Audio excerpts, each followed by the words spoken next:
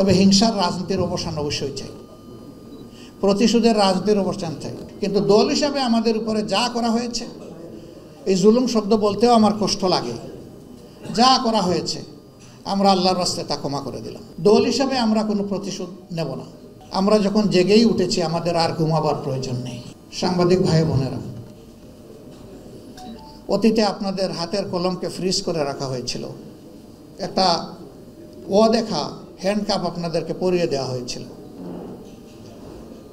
যারা কথা বলেন তাদের মুখে সেরকম অদেখা একটা তালা ঝুলিয়ে দেওয়া হয়েছিল। সাময়িকভাবে এই তালা খুলেছে। আমরা যখন জেগেই উঠেছি আমাদের আর ঘুমাবার প্রয়োজন নেই।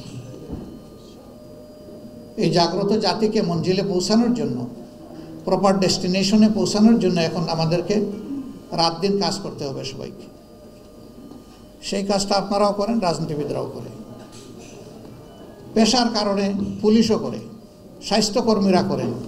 এই চারটা পেশার মানুষ always already emergency. Any time anywhere তার ডাক আসবে, তিনি হেসিটেট করতে পারবেন না, তাকে বলতে হবে আমি হাজির।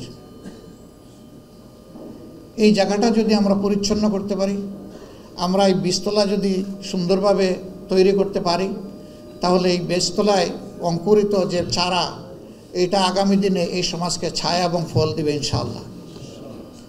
তবে হিংসার রাজনীতির অবসান অবশ্যই চাই, প্রতিশোধের রাজনীতির অবসান চাই। অনেকে বলেছেন আপনারা মাফ করে দিচ্ছেন কেন? তাহলে যারা পারপিট্রেটর তারা তো তাদের পাওনাটা পেল না। আপনি কোনটা চাচ্ছেন মানুষের জন্যে? আপনি কি তার ধ্বংস চাচ্ছেন না তার সংশোধন চাচ্ছেন? যদি ধ্বংস চান তাকে নিয়ে যান যেখানে ইচ্ছা, আপনি টেনে নিয়ে যান। আর তার যদি আপনি সংশোধন চান এবং একটা সংশোধিত হাত হিসাবে তিনিও সমাজে কোনো অবদান রাখুন, সেটা যদি চান, তাহলে তাকে সংশোধনের জন্য জায়গাটা তৈরি করে দিতে হবে। ওই জায়গায় হিংসার কোনো জায়গা নেই, এখানে উদারতার প্রশ্ন। তবে আমরা বলেছি হ্যাঁ, কোনো ভিকটিম কিংবা ভিকটিম ফ্যামিলি তারা যদি সুনির্দিষ্ট অপরাধের প্রতিকার চেয়ে আইনের আশ্রয় নেয়, আমরা তাদেরকেও সাহায্য করব, এটা আমাদের দায়িত্ব।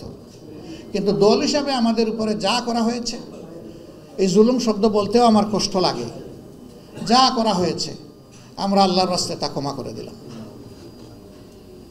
দল হিসাবে আমরা কোনো প্রতিশোধ নেব না। তবে এটা আশা করব যারাই রাজনীতি করবেন তাদের জন্য আল্লাহ একটা রাজকীয় মন দেন,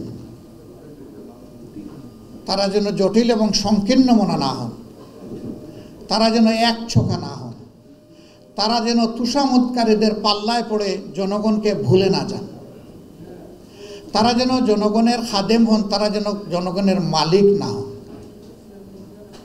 এই মানসিকতা নিয়ে যেন রাজনীতিতে সবাই আগায় আসে। আদর্শ ডেমোক্রেসির বিউটি হচ্ছে যার যার আদর্শ মেলে ধরবে, জনগণ এখান থেকে চুজ অ্যান্ড পিক করবে, পছন্দ করবে, গ্রহণ করবে। কারো উপর কোনো কিছু চাপিয়ে দেওয়া যাবে না। ওরে নির্মূল করো, ওরে ধ্বংস করো, ওরে মাটির নিচে পাতালপুরিতে পাঠিয়ে দাও, এগুলা রাজনীতির ভাষা নয় এবং এগুলো রাজনীতি নয়, এগুলো নোংরামি রাজনীতির নামে। এগুলো বন্ধ হওয়া উচিত। তবে যদি সুনির্দিষ্ট বড় কোনো অভিযোগের কারণে কোনো দল, সংস্থা, সংগঠনের কোনো কিছু পাওনা হয়, সেটাও সে পাবে, কিন্তু সেটা আইন হাতে তুলে নয়, এটা আইনি প্রক্রিয়ার মাধ্যমে হতে হবে। আবার আইন সেটা মতলবী আইন হলে চলবে না, এটা অবশ্যই ট্রান্সপারেন্ট এবং ফেয়ার স্ট্যান্ডার্ডের উপর এটা হতে হবে। তাহলে জাস্টিস সেখানে এস্টাবলিশ হবে, ন্যায় বিচার যেখানে থাকে সমাজ সেখানে গর্বিত সমাজ হয়। আমরা ন্যায় বিচার ভিত্তিক একটা গর্বিত সমাজ গড়তে চাই। এক ভাই বলেছেন, সম্ভবত কি বাড়ি নামটা ওনার, হ্যাঁ, বাসির জামাল, উনি বলেছেন যে উনি খুব আনন্দিত যে জামাতের আমির এবং মহানগরী উত্তরের আমির দুইজনই বৃহত্তর সিলেটের মানুষ। আমার পরিচয় ভাই ভিন্ন। আমাকে লোকেরা জিজ্ঞাসা করে আপনার ঠিকানা কি, আমি বলি সাধারণ পরিবহন সমগ্র বাংলাদেশ। আমি যদি এই সংগঠনের প্রধান হয়ে থাকি তাহলে আমার নির্দিষ্ট ঠিকানা নাই, আমার সারা বাংলাদেশই আমার ঠিকানা। আমি যদি বাংলাদেশকে সেইভাবে না নিই তাইলে আমি ইনসাফ করতে পারবো না, আমার দলের উপরে পারবো না, আমি দেশবাসীর উপরে পারবো না। আমি এই ঠিকানায় থাকতে চাই, এটাই আমার জন্য কমফোর্টেবল। আপনারা দোয়া করবেন। তা আজকে অনেক কথা হয়তো বা বলবো না, আমি শুধু অন্তর থেকে ধন্যবাদ জানাবো যে আপনারা আমাদেরকে ভালোবেসে আমাদের দুটি কথা শোনার জন্যে আপনারা এসেছেন এখানে। আমি আপনাদের কাছে কৃতজ্ঞ, আমার দল কৃতজ্ঞ। আর আমি এসেছি মূলত আপনাদের কথা শোনার জন্য। যা আমি শুনেছি এখান থেকে আমি যেন শিক্ষা নিতে পারি। আমার এই বোনটি বলেছেন যে একটু আপনাদেরকে মেলে ধরুন, আপনারা কি চান, এই জাতিকে কোন ডেস্টিনেশনে আপনারা পৌঁছাতে চান। ইনশাআল্লাহ আপনারা পাচ্ছেন এবং আরও পাবেন। আমি শুধু এতটুকু বলবো যে শুধু আমাদেরকে নয়, যারা এই দেশে রাজনীতি করবেন তাদের সকলকে আপনারা খোলা মনে দেখবেন। খোলা মনে দেখলেই আপনারা সাদাকে সাদা হিসাবে পেয়ে যাবেন, কালোকে কালো হিসাবে পেয়ে যাবেন।